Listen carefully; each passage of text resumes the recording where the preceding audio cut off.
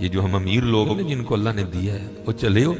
میں تو احباب سے کہا کرتا ہوں مسلح نہیں، ہم تو کوئلوں پہ رب کو سجدہ کریں تو ہم اس کا شکر نہیں ادا کر سکتے. ہمیں کیا لگ گیا ہمیں گاڑیاں دے دی اس میں، ہمیں کیا لگ گیا ہمیں اس نے بنگلے دے دیے ہیں، ہمیں کیا لگ گیا اتنی اتنی قیمتی گھڑیاں دے دی، ہمیں کیا لگ گیا اتنے اتنے مہنگے ہم نے کوٹ پہنے ہوئے ہیں. کیا کر لیا ہم نے؟ وہ جو باہر نالے بیچ رہا ہے اس نے اللہ کا کیا بگاڑا تھا حضرت کہ وہ نالے بیچ رہا ہے، میں گاڑی پہ بیٹھا ہوں.